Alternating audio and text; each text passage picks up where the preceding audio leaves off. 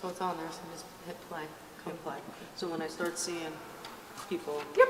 Okay. And all I'm saying is I'm just saying it's time to enter into the church, calling them disabled first. The sections. Yeah. Yeah.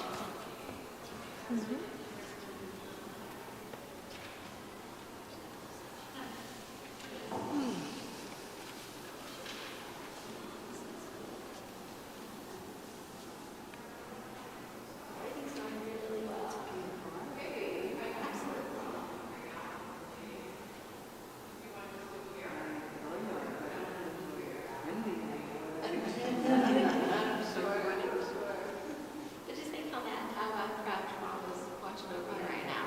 You guys doing it. Do you know how many years ago she started this? Jane, 19. Jane was thinking around 15, but I didn't think 19. Wow. My sister-in-law.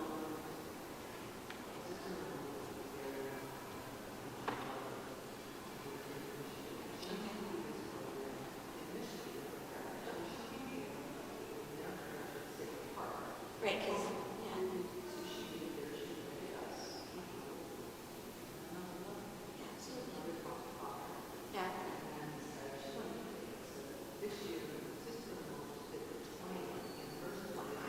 Okay. Then 19. Wow. That's awesome.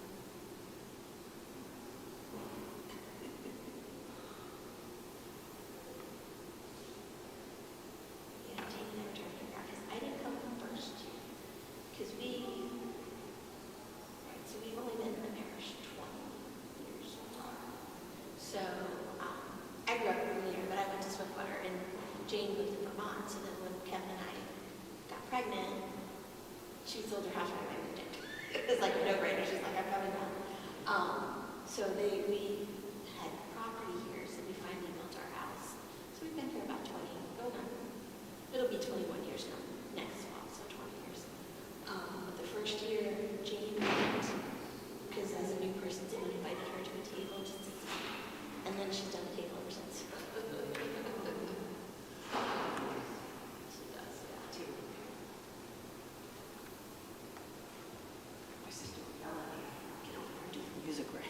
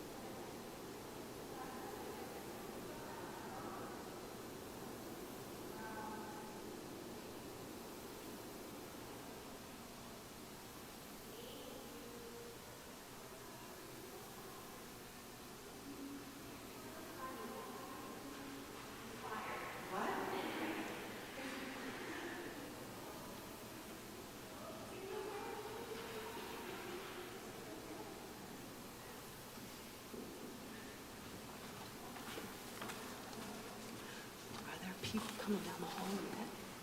She said 1, 2, 4 table.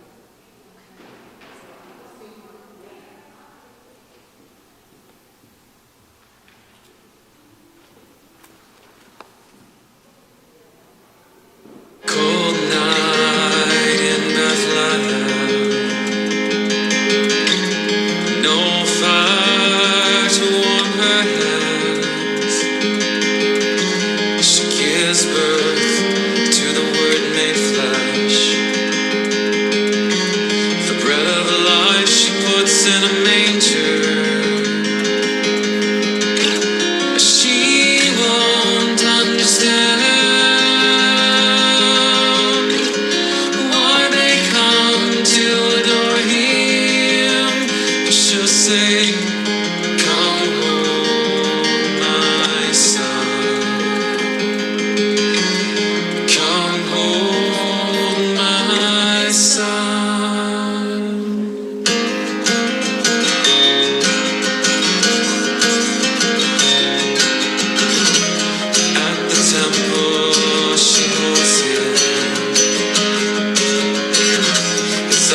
seen his salvation. Two turtle doves behold him, and she presents him to the world. She won't understand why a sword will pierce her heart. She'll say, "Come home, my son. Come home, my son."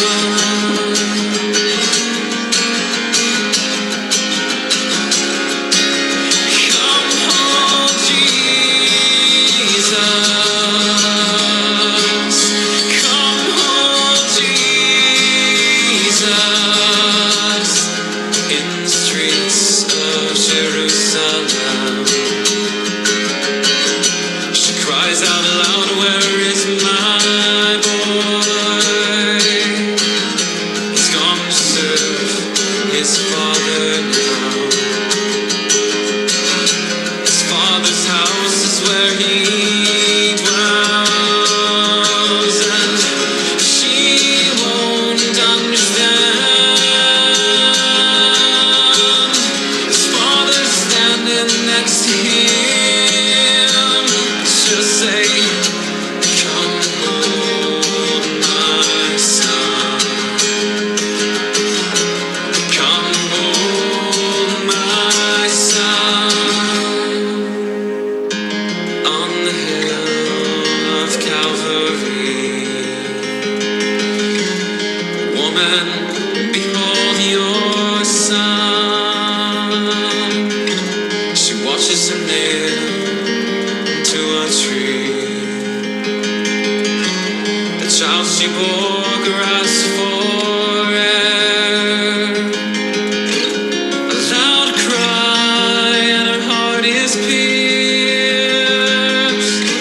The child she held has gone from her. His body hangs without life. They take him down from the tree,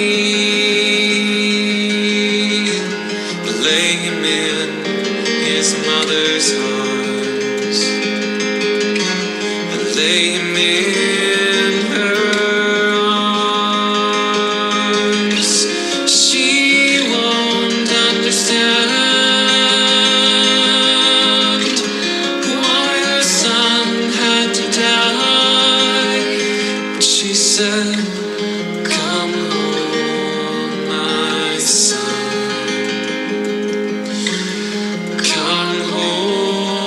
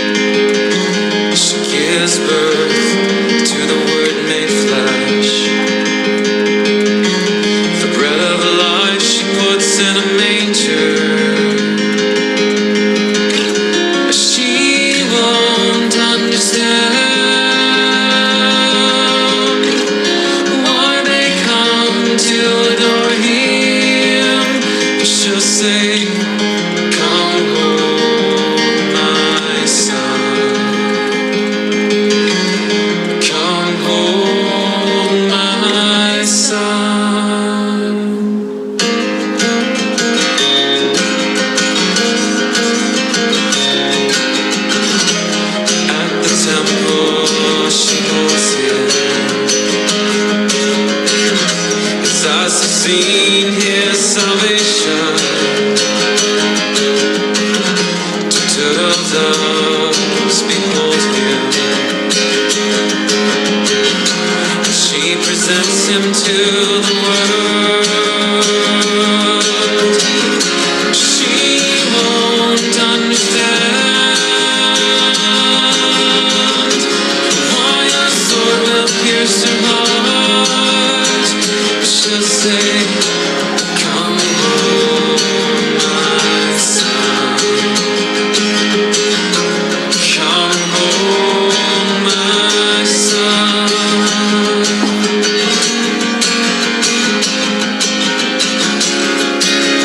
Come home, Jesus. Come home, Jesus. In the streets of Jerusalem, she cries out loud, "Where is my boy?" He's gone to serve his father now.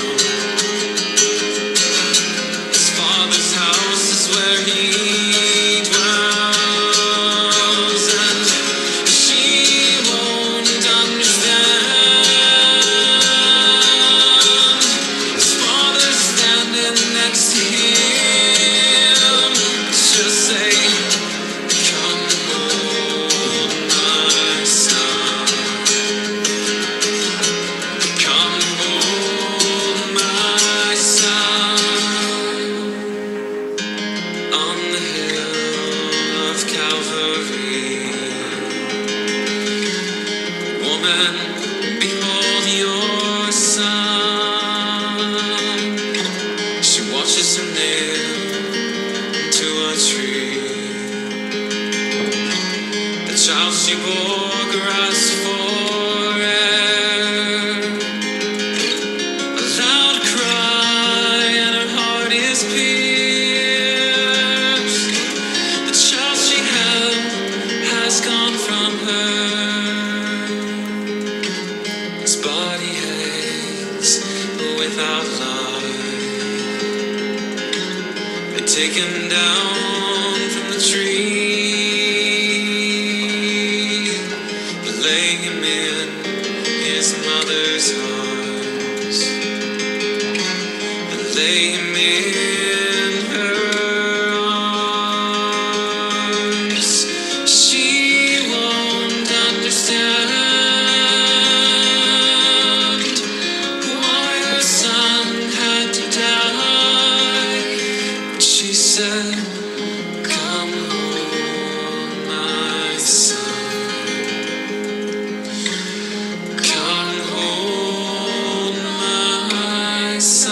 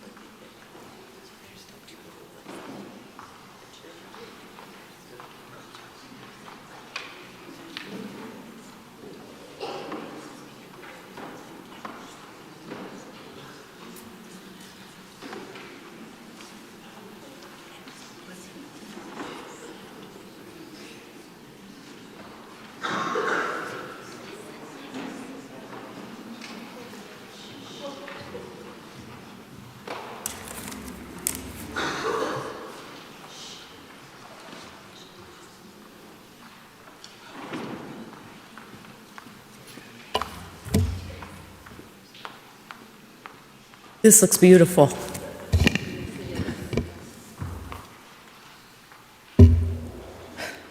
I wasn't going to say too much about my mom. I'm going to say a little bit. She started this back in 2005. I brought these tissues for everybody else. And I know she's looking down on this tonight, smiling ear to ear.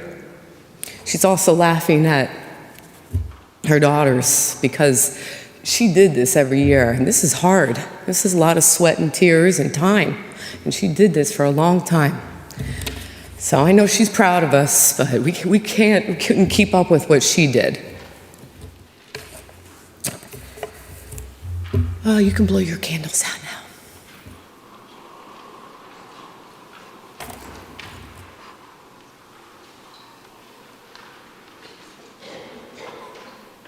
I want to welcome you. Can you hear me? Okay.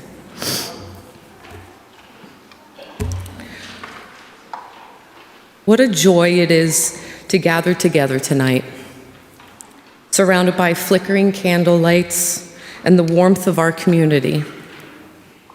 As we enter this beautiful season of Advent, I invite you to let the light of these candles guide us in our reflection and conversations. Tonight, we celebrate the start of a journey. Advent is a time of anticipation, a season of preparation for the coming of our Savior. It is a time when we pause, take a deep breath, and prepare our hearts for the miracles of Christmas.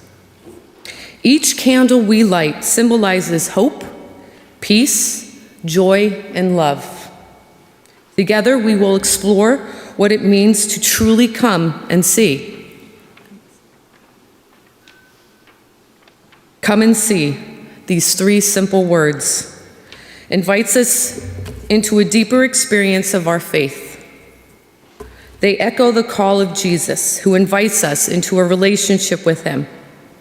In the Gospels, we find many moments where Jesus invites others to come and see. Think of the first disciples, who were beckoned to leave their nets and follow him. They did not know where their journey would lead them, yet they accepted the invitation to explore a new path.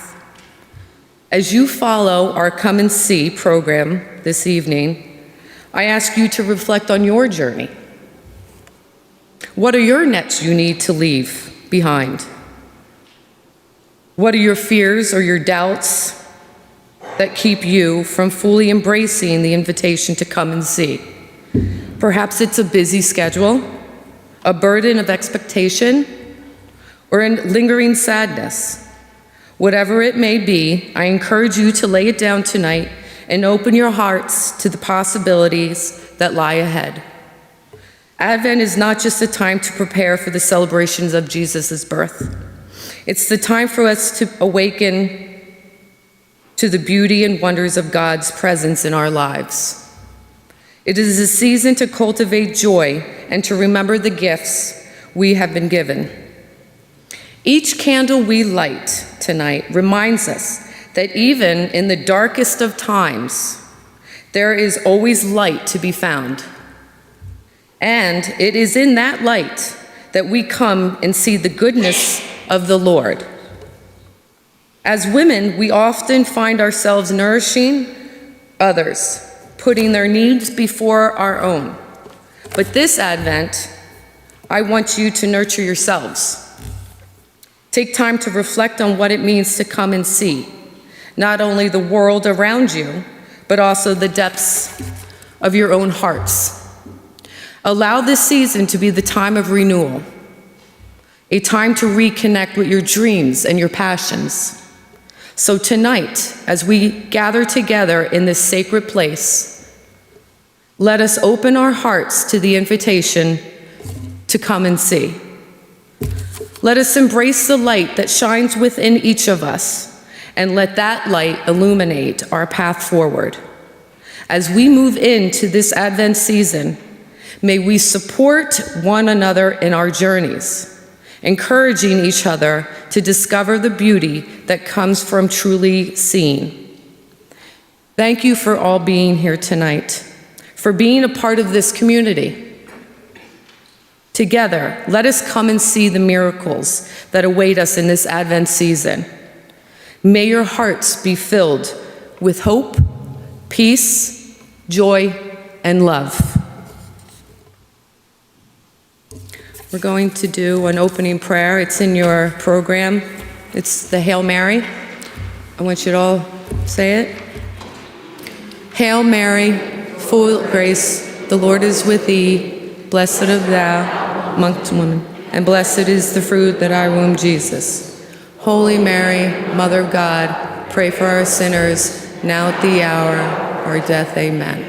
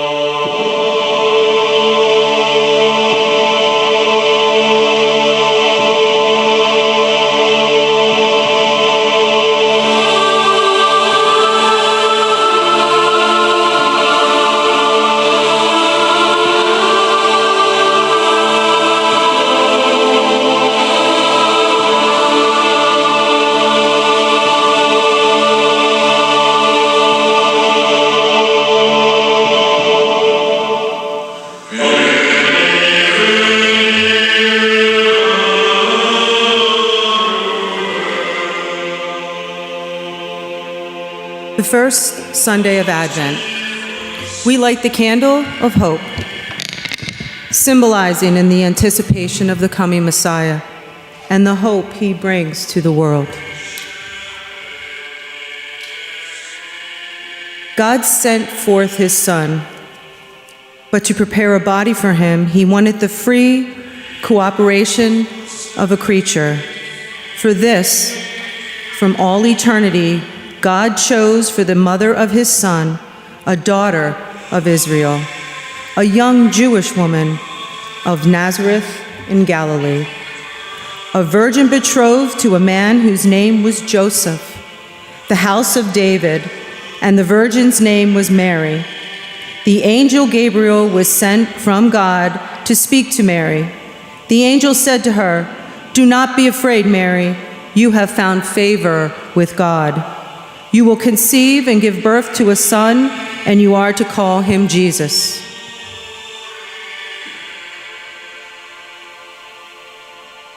Joseph, but as he considered these things, behold, an angel of the Lord appeared to him in a dream, saying, "Joseph, son of David, do not fear to take Mary as your wife, for that which is conceived in her is from the Holy Spirit. She will bear a son, and you shall call his name Jesus, for he will save his people from their sins." And she gave birth to her firstborn, a son. She wrapped him in clothes and laid him in a manger because there was no guest room for them.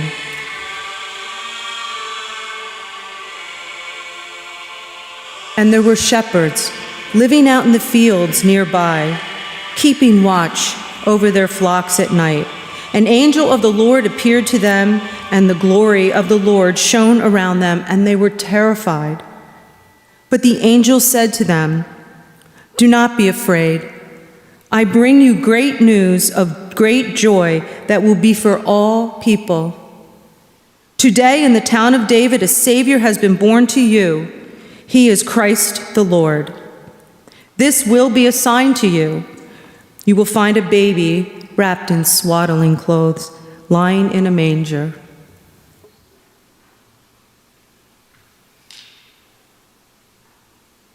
On coming to the house, they saw the child with his mother Mary, and they bowed down and worshiped him. Then they opened their treasures and presented him with gifts of gold and of incense and of myrrh. In the Old Testament, Isaiah said, "Nations shall come to your light, and kings to the brightness of your dawn. A multitude of camels shall cover you, the young camels of Midian and Ephah, all those which Sheba shall come. She shall bring gold and frankincense, and shall proclaim the praise of the Lord."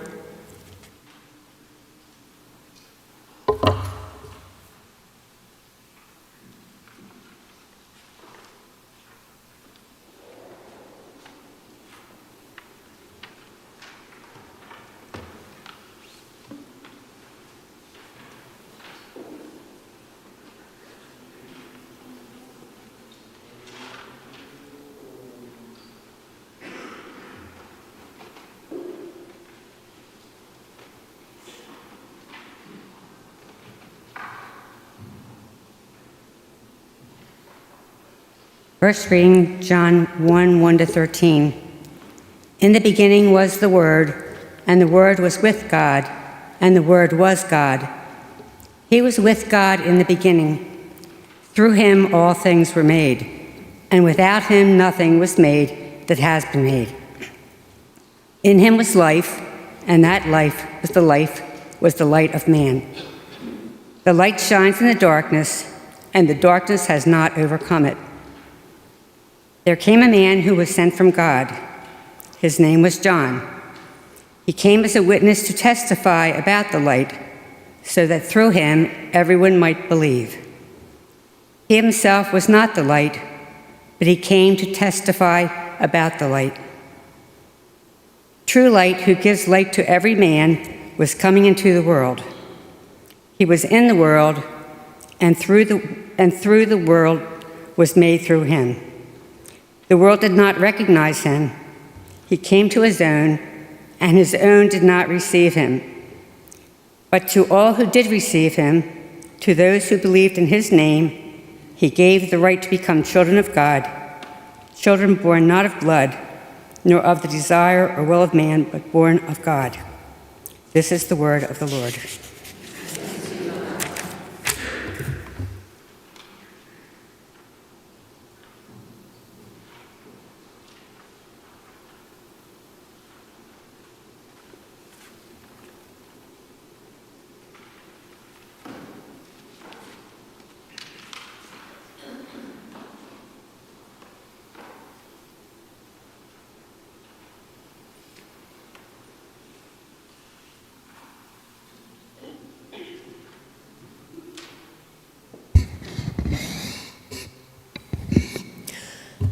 Good evening. My name is Charlene Hill. I have been asked to tell you about a season in my life that I am currently walking through, to be a witness of the faithfulness of God in my life. My husband Kevin is one of the most precious gifts God ever gave me. He was the love of my life. To tell you a little bit about us, we made each other laugh. Whether we were working in the yard, cleaning the house, grocery shopping, or long trips to nowhere, we just enjoyed each other's company. Fall was our favorite time of year. The smell of burning leaves, the weather cool but not cold, all the colors. Just prior to COVID, we had finally bought our dream home in the mountains. We were looking forward to Kevin's retirement. That would begin in August. His second grandchild, but first grandson, had just been born, and he looked just like his pappy. We were making plans for the holiday season. We were so happy.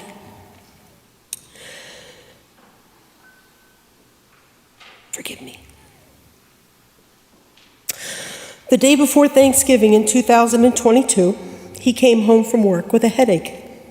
Unusual for him because my husband was never sick a day in his life. 3 days later, our world was turned upside down.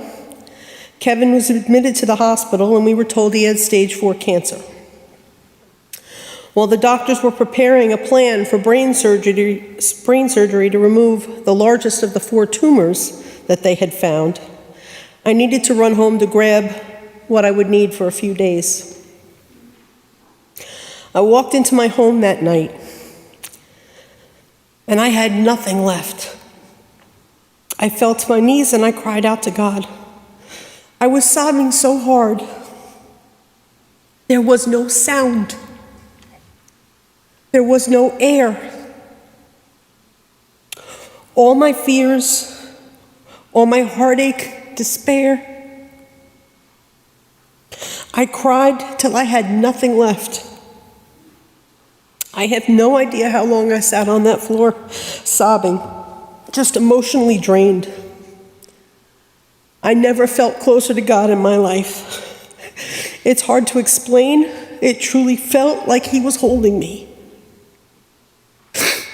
I asked God to give me the strength I would need to get through this season. A peace came over me I cannot explain. I was able to breathe. My tears dried. I was able to get up off that floor.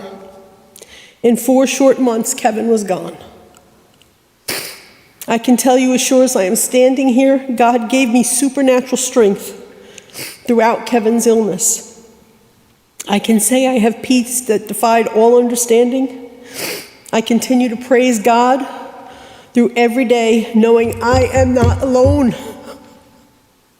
In this season, I walk with an attitude of gratitude, trusting His will. God has shown me every day I have a choice. I can choose to focus on my loss, or I can choose to focus on Him. Every day, I look for something to be thankful for.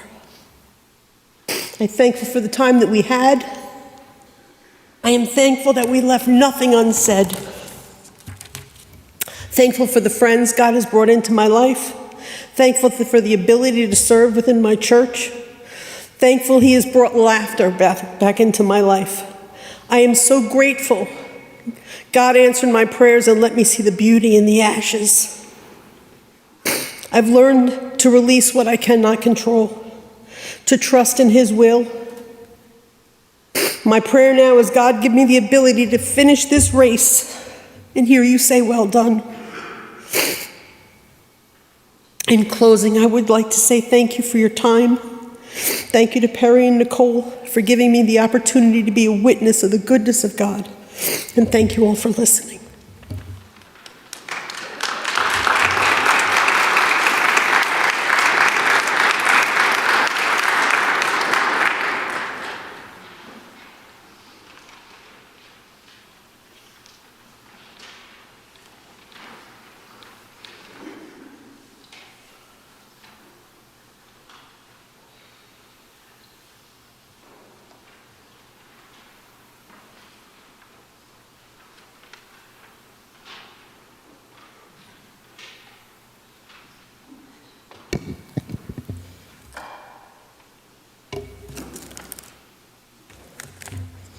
A reading from the letter of St. James. Be patient, brothers and sisters, until the coming of the Lord. See how the farmer waits for the precious fruit of the earth, being patient with it until it receives the early and the late rains. You too must be patient.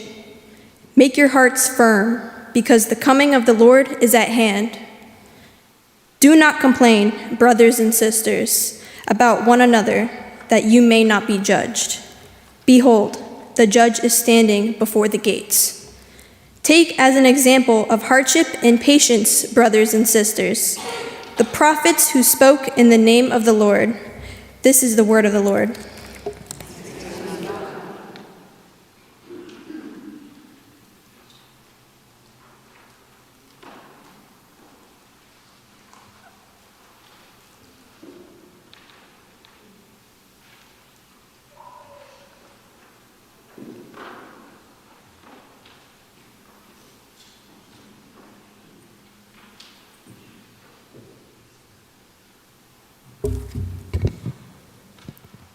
At this stage in my life, I embrace strength and authenticity that it defines me. I owe much of my journey to the incredible partnership I share with my husband and the life that we've built together, as well as the remarkable women who surround and support me every day. It was 10 years ago that I met my husband, a moment marked by the beginning of a journey filled with love and adventure. Together, we explored many states, creating cherished memories along the way. Many of these moments made me into the woman that I am today.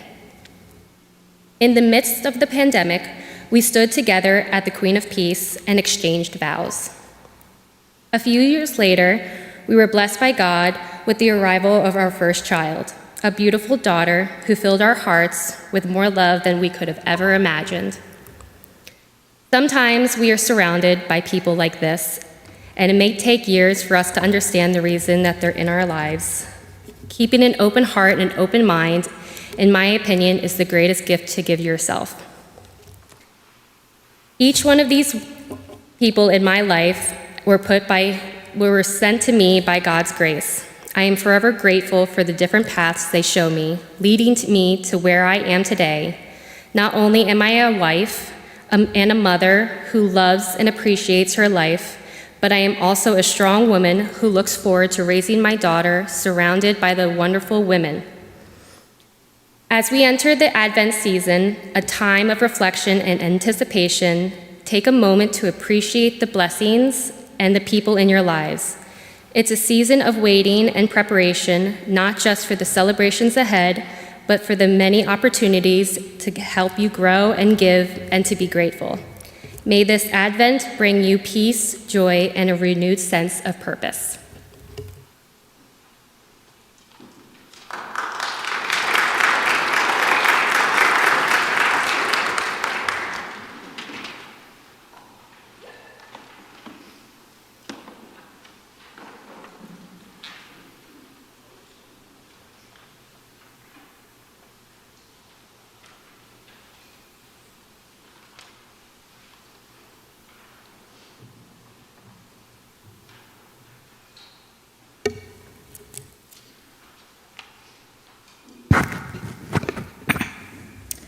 A reading from the letter of St. Paul to the Romans.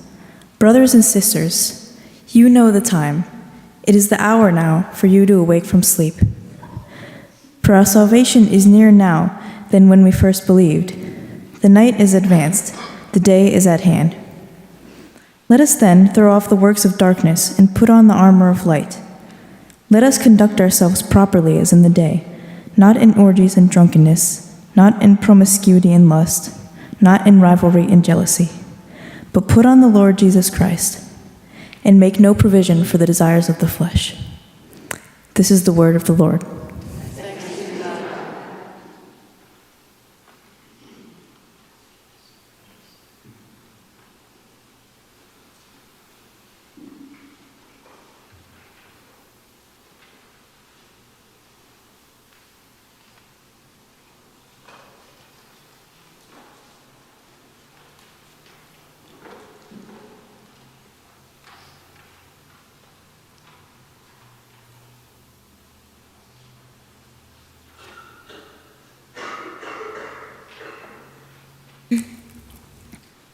It has been 5 years since I've stood before you at this Women's Advent by Candlelight service. All of us have been through happy and sad times, but we all have one thing in common, and that is giving God permission to come in.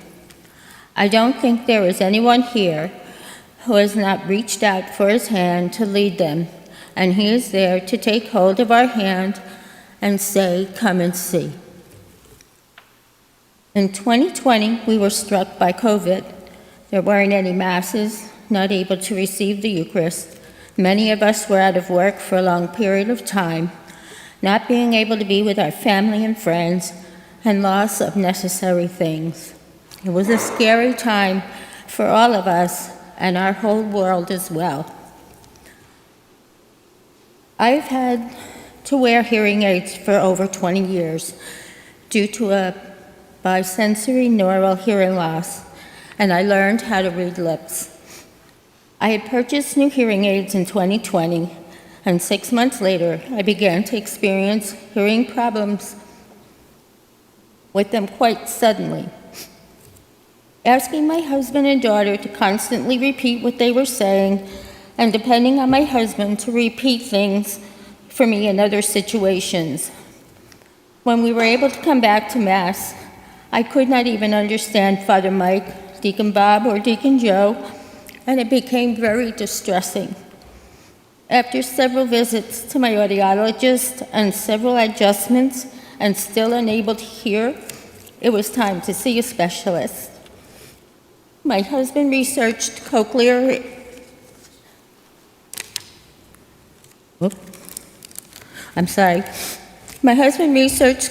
implants, and we sought a consultation. I had a hearing aid test, which I failed miserably. 8% hearing on my left and 12% hearing on my right. I was a candidate for a cochlear implant. Scared to death to have a surgeon drill into my skull and remove part of it to place the implant, I was scheduled for surgery in March 2022. I had my surgery at St. Luke's Medical Center in Bethlehem. As I was being wheeled into the operating room with my husband at my side, I started praying loudly, and all the doctors and nurses stopped and touched me and prayed along with me. It has been a long road, hearing sounds that I haven't heard in a very long time, and trying to identify them because they are all new, and still now, even after 2 years. The changes of people's voices were different as well. I had dropped out of working CSS and the contemporary ensemble here at church and became somewhat reclusive. I retired from my job as a medical assistant that I had worked in my whole life because of my hearing difficulty. I also retired on May 28, 2021, as I was to become a grandmother to my 4th grandchild, who was born on June 2nd, just 4 days later. I have 2 daughters, Chrissy and Sarah. I have 4 grandchildren, 22-year-old Christopher, twin granddaughters, Haley and Gabby, 19 years old, who had lived with us for 7 years while they were growing up, and McKinley, 3 years old, who I have babysat since he was 3 months old. Like many mothers, I prayed for my daughters to have a good life and follow their dreams, have a career, maybe marry and have children. My daughter Chrissy, who is now 43 years old and the mother of Christopher, Haley, and Gabby, has had a problem with drugs and alcohol since a teenager, to the point that for the past 2 years, we did not know where she was. My daughter Sarah, who is 40 years old, has a successful career and is married to a wonderful man and is the mother of McKinley.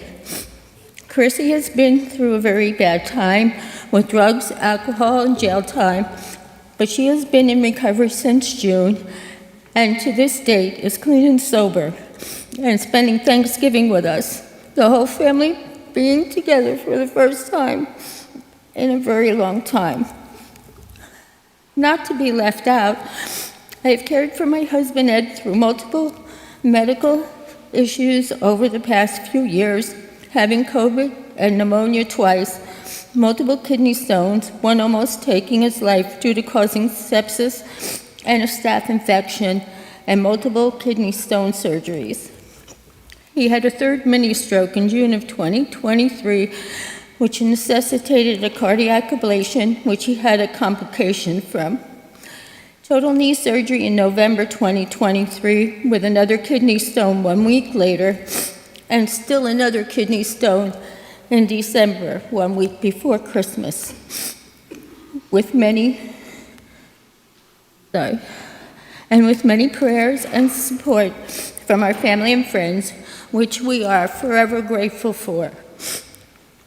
This year, Sarah and Chrissy came together along with Ed, my husband, Steve, my son-in-law, Chrissy's sponsor, and my 4 grandchildren and friends to throw a surprise 70th birthday party for me on August 17th. 2 days later, on August 19th, Chrissy's birthday, I was on my way home from babysitting Mickey, sitting at a stop sign at the bottom of a hill. I heard the loud screeching of brakes. Looking in the rearview mirror, I saw the car in back of me swerving to the right and a huge dump truck swerving to the left to avoid us. I was in total shock. I was missed, and so was the driver in back of me. I got out of my car to make sure she was okay, and both of us were shaken and continued on our separate ways home.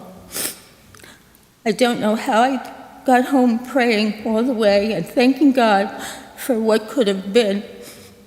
I couldn't even tell my husband what had happened because not even an hour after I had gotten home, we received a phone call from Sarah telling us that my ex-husband and their father had passed away, just about the same time as my near miss. I closed my bedroom door and dropped down on my knees, thanking God left one and took the other, just as in Luke's gospel of what Jesus said, one will be left and one will be taken. I have asked God in prayer, what am I here for? What do you want me to do?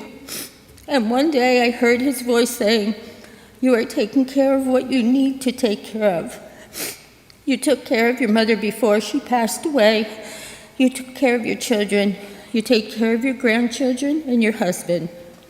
So as you can see, I have come and I have seen.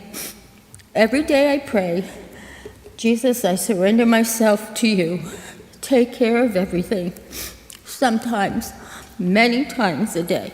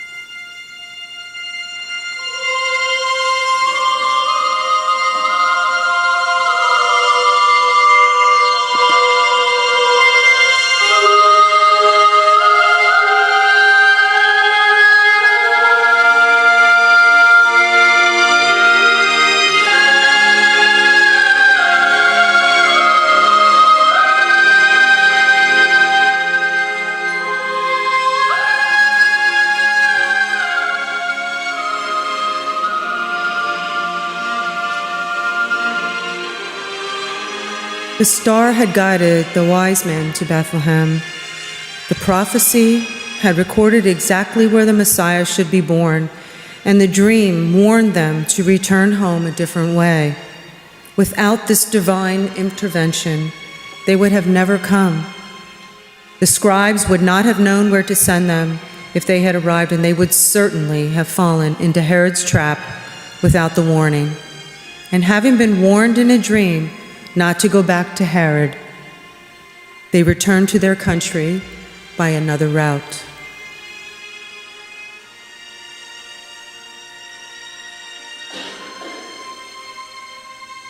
When they had seen him, they spread the word concerning what had been told them about this child, and all who heard it, and it were amazed at what the shepherds said to them. The shepherds returned, glorifying and praising God for all the things that they had heard and seen, which were just as they had been told.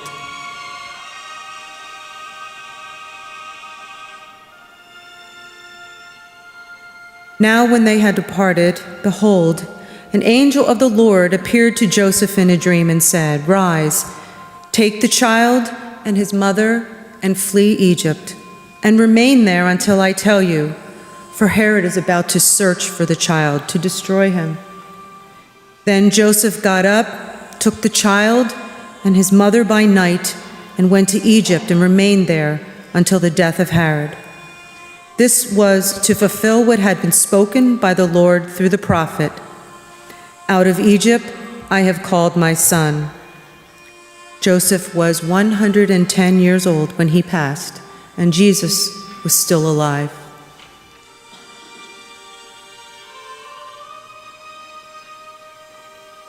Mary lived many years after Jesus ascended into heaven. At her death, Mary, the mother of Jesus, was assumed, body and soul, into heaven. She was crowned Queen of heaven and earth.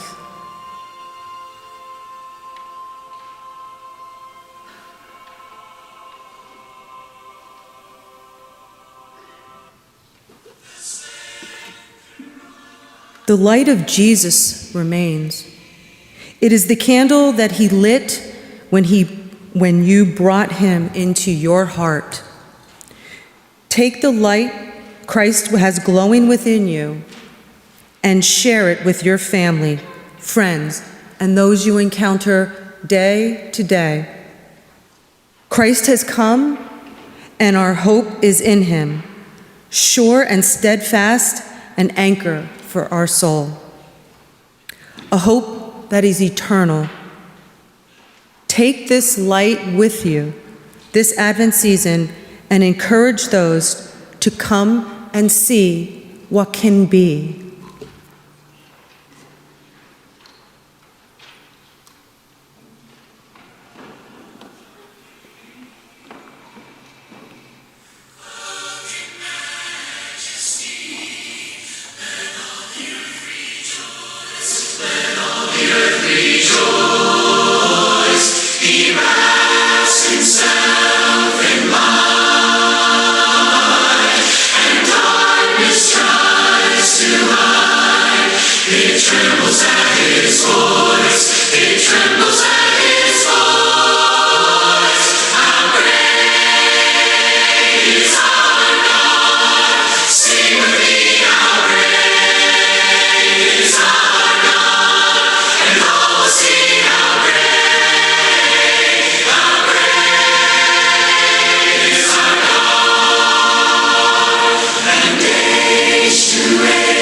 He stands,